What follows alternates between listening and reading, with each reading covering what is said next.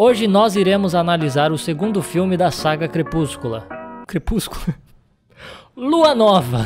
Que é Crepúscula? Que eu acredito que seja o menos aclamado de toda a franquia, e eu até entendo o porquê. Porque nesse filme não acontece nada de muito importante em termos de saga. Eu sinto que não acontece nada de muito relevante pro conjunto da obra. Se você pular esse filme direto pro terceiro filme, eu sinto que isso não vai afetar a sua compreensão da obra. Mas ainda assim é um ótimo filme com ótimos ensinamentos e alguns preconceitos básicos, é claro, que nós analisaremos a partir de agora. O filme começa mostrando um sonho da Isabela em que ela parece já idosa ao lado do jovem Eduardo. E esse sonho, na verdade, é um pesadelo para Isabela porque ela odeia idoso. Na verdade, eu sinto um estranho desprezo por idosos nesse filme, porque mal tem velho na saga Crepúsculo, que é muito estranho para uma cidadezinha pequena igual Forks. Cidade pequena só tem velho. E quando tem velho, ele morre! E esse preconceito com velhos já começa pelo título do filme, né? Lua Nova. A lua nem é nova, a lua já tá aí faz muito tempo, cara. Vamos chamar o negócio pelo nome que ele deveria ser chamado? Enfim, é o aniversário de 18 anos da Isabela e ela está muito incomodada com essa ideia de envelhecer, tanto que ela pede pra ninguém dar presente pra ela. Por um lado, eu até entendo a Isabela, eu também fiquei triste quando eu fiz 18 anos, porque até os meus 17 anos e 11 meses, eu ainda tinha esperança de que eu me tornaria uma criança prodígio, ou um detetive mirim. Mas aí quando eu fiz 18 anos, eu percebi que esses sonhos ficaram um pouquinho mais difíceis de serem alcançados.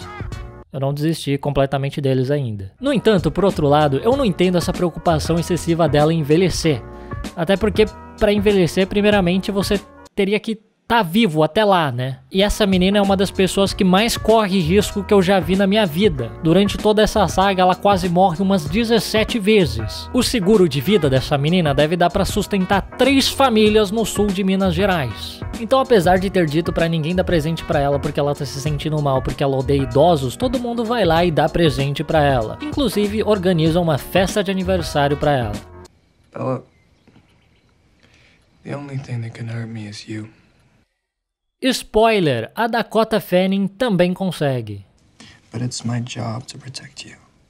Spoiler, 1 minuto depois ele arremessa ela na parede. Enfim, a Isabela está abrindo os presentes que ela recebeu da família Cullen, e aí quando ela vai abrir o presente que ela recebeu do Carlinhos e da Esme, ela corta o dedo no papel do presente e começa a sangrar. Isso enlouquece o Jasper, que imediatamente parte para cima dela, e o Eduardo, para protegê-la, arremessa ela em direção à parede. Como se isso realmente fosse necessário, porque não era como se ele tivesse tempo apenas para ou jogar ela na parede ou parar o Jasper. Ele tem tempo para fazer as duas coisas, tanto é que ele faz as duas coisas.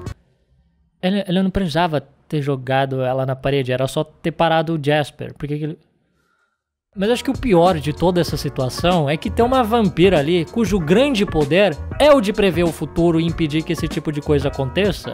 E ela não prevê nada disso. Tanto que mais cedo, naquele mesmo dia, ela previu que a Isabela iria gostar do presente dela, que ela iria vestir naquela mesma noite, mas ela não previu que a Isabela seria arremessada na parede, igual a um pênis de borracha com ventosa que nós arremessamos na parede numa divertida gincana para ver se a gente consegue grudá-lo na parede. Então eu te pergunto, pra que serve o poder dessa vampira? Enfim, resolvida toda essa eventualidade aborrecedora, o Eduardo leva a Isabela até a casa dela e na hora da despedida ela pede para ser beijada, já que é o aniversário dela e aparentemente o Eduardo só beija em ocasiões especiais.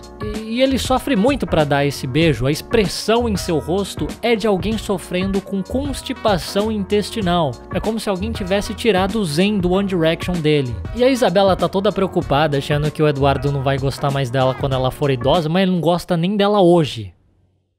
Devia estar preocupada com isso. No outro dia, o Eduardo leva a Isabela até o meio da floresta para avisar que ele tá saindo da cidade. Porque o Carlinhos deveria parecer 10 anos mais velho do que ele aparenta e as pessoas estão começando a desconfiar. E por algum motivo, ninguém desconfia desse mamute frequentando o ensino médio. Aí o Eduardo deixa muito claro que ele não quer que a Isabela vá atrás dele e pede para que em sua ausência ela não faça nada de imprudente, porque senão ele vai ficar preocupado com ela. Então ele vai embora e deixa ela sozinha, abandonada, perdida no meio de uma floresta quando já estava prestes a anoitecer. Lá na cidade tá todo mundo muito preocupado, temendo que o pior possa ter acontecido com a Isabella. Então você consegue imaginar o alívio que eles sentiram ao vê-la sendo carregada inconsciente por um homem sem camisa vindo do meio da floresta escura. Eu acho muito curioso que ninguém da polícia se questiona por que esse cara tira a camisa para resgatar mulheres inconscientes perdidas no meio da floresta à noite. Eu acho que esse é um questionamento fundamental a ser feito.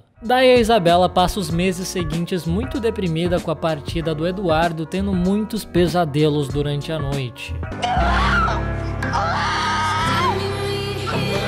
E o grito dela parece o som de um bugio tentando imitar o som de uma chaleira em ebulição.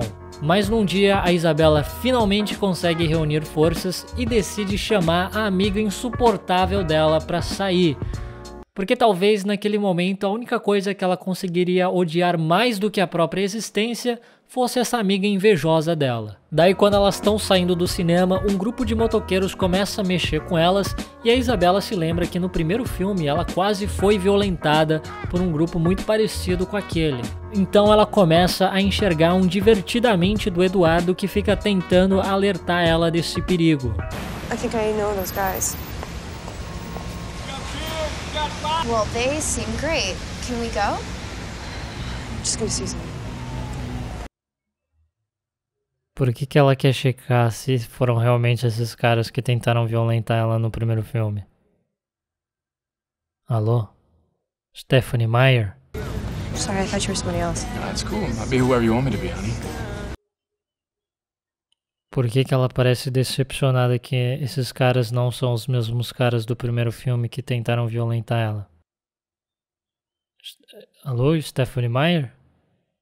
Que é isso? Enfim, a Isabella percebe que quanto mais perto ela tiver do perigo, mais ela vai ver esse divertidamente do Eduardo. Então ela resolve subir na garupa da moto de um completo estranho, andar sem capacete, tudo isso para alimentar as alucinações dela com o Eduardo. Porque nesse ponto acho que qualquer coisa é melhor do que dar rolê com a amiga Jéssica dela. Daí depois de tudo isso, a Isabella decide se colocar em mais situações perigosas para ela poder alucinar com os divertidamente dela. Ela vai até o Jacob e os dois começam a construir velozes e mortíferas motocicletas. Mas no final ela acaba descobrindo da pior maneira possível que é uma péssima ideia pilotar velozes e mortíferas motocicletas quando se tem alucinações. Então ela acaba se acidentando e o Jacob gentilmente cede a sua camiseta e os seus germes para ela poder limpar o ferimento na cabeça dela. No outro dia, a Isabella vai pro cinema com Jacob e mais um menino aleatório da escola dela que gosta dela, e os dois moços eles ficam com as mãozinhas viradas para cima numa fútil esperança que ela vá pegar na mão de alguém. Daí o menino da escola acaba passando mal e ele vai pro banheiro e ele não percebe o quão sortudo ele é por ter passado mal, porque ele não precisa testemunhar a agonizante tentativa do Jacob de tentar pegar na mão da Isabella e na consequente rejeição que ele sofre. Eu acho que o erro na abordagem do Jacob foi de ter declarado desde o começo que ele não gostava do Eduardo, porque se ele ficasse postando #MeuCasal, talvez a história seria outra. Talvez esse livro teria um final muito diferente. Acho que a Isabella seria a mãe de doguinhos. I know what he did to you. But Bella, I would never, ever do that. Spoiler! É exatamente isso que ele vai fazer na próxima cena. O Jacob desaparece por alguns dias e a Isabella encontra ele andando sem camisa na chuva. Daí ele explica que ele se uniu ao grupo de CrossFit da cidade e agora ele não pode nem mais ser amigo dela e nem mais usar camiseta. Por isso que eu sempre alerto e oriento os jovens a conversarem com a família e com os amigos antes de entrar para essa vida de CrossFit. O CrossFit vai te deixar monstro? Vai, você vai ficar um monstro, porém a vida do monstro é solitária.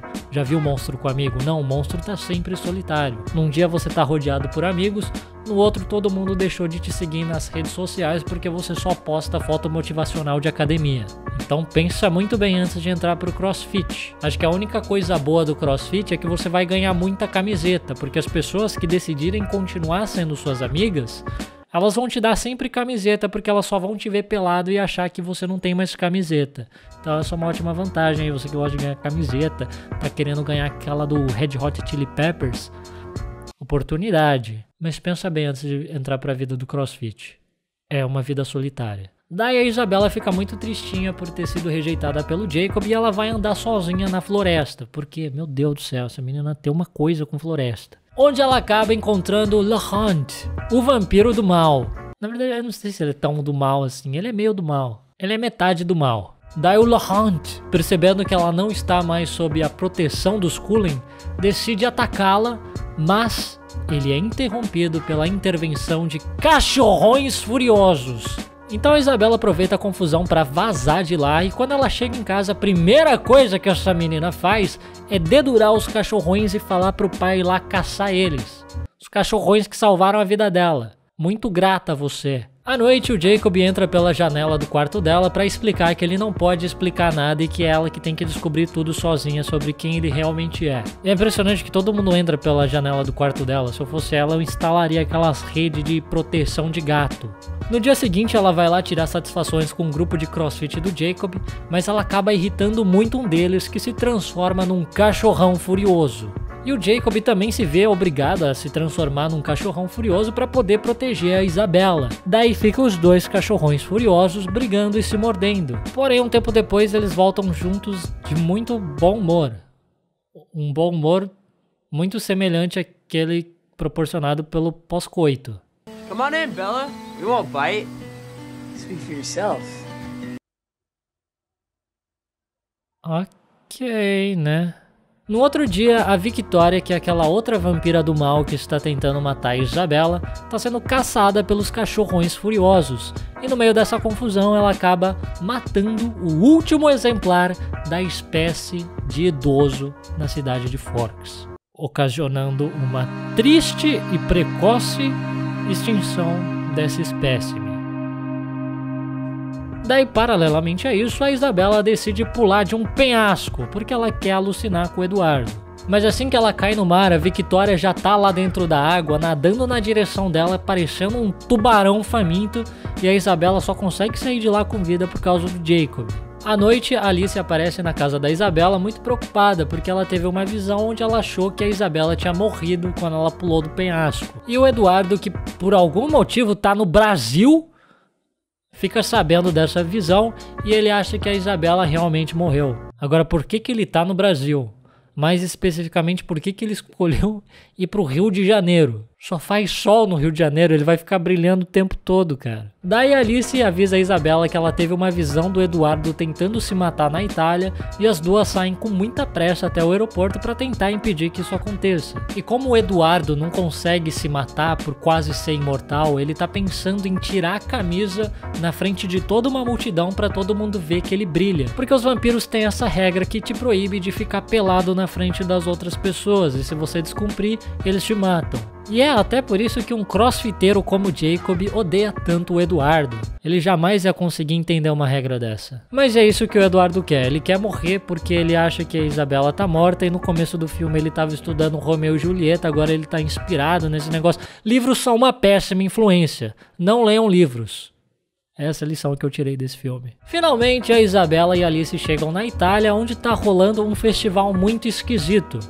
Eu não sei se eles estão comemorando a Inquisição Espanhola ou a morte do Lobo Mau. Daí Isabela corre contra o tempo e felizmente ela consegue impedir que o Eduardo fique pelado na frente de uma criança. Porque não tinha mais nenhuma pessoa prestando atenção no Eduardo além daquela criança. Se ele ficasse pelado, só aquela criança ia ver. Se os vampiros matassem ele depois disso, não foi porque ele expôs os segredos dos vampiros pro mundo.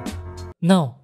Foi porque ele ficou pelado na frente de uma criança. Eu acho que esse é um crime muito pior. E eu acho muito curioso como ele levou a sério esse processo de ficar pelado na frente das pessoas, porque ele até desenhou linhas de um abdômen definido no corpo.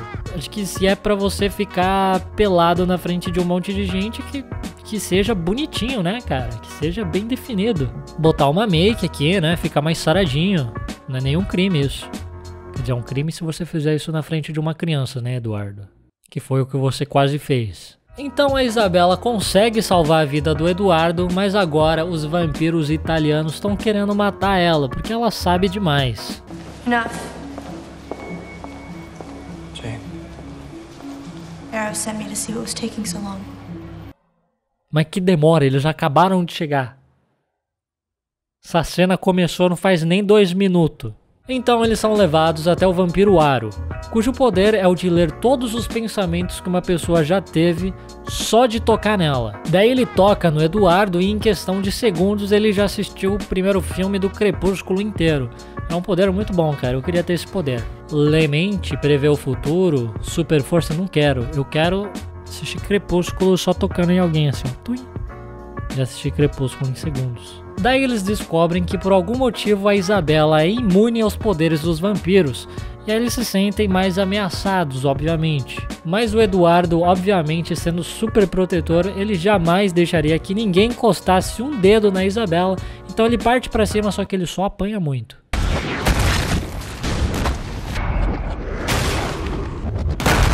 E quando tudo está parecendo perdido, a Alice aparece para dizer que não há necessidade nenhuma de matar a Isabela, porque ela teve uma visão onde a Isabela se tornaria uma vampira no futuro. O que é mais preocupante se você for parar para pensar, porque você estaria deixando viver alguém que no futuro vai se tornar praticamente imortal, muito mais forte, muito mais ágil, imune aos poderes dos outros vampiros, e que provavelmente vai guardar muito rancor de ter tido o namorado dela espancado na frente dela. Mas eles adoram a ideia. Daí eles voltam para casa e convocam uma reunião com toda a família Cullen para decidir através do voto democrático se eles realmente querem passar o resto da eternidade junto com a Isabela. E surpreendentemente eles querem, menos a Rosalie e o Eduardo. Que aliás o Eduardo é o que menos quer. Ele é o que menos gostou dessa ideia. No final, o Jacob aparece para mostrar a sua insatisfação e o seu abdômen trincado e pedir para Isabela repensar essa ideia de virar uma vampira. Mas ela tá muito decidida, ela não quer ser velha e ela não vai voltar atrás. Daí o filme termina com o Eduardo falando que ele só vai transformar ela numa vampira se ela aceitar casar com ele. E termina com ela literalmente fazendo... Marry me, Bella.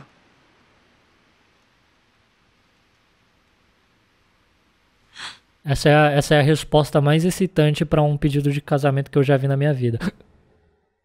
Enfim, esse é o Lua Nova, um filme que parece que dá uma volta enorme para chegar no mesmo lugar. Eu não sei se aconteceu muita coisa nesse filme que realmente é importante para a saga, no modo geral.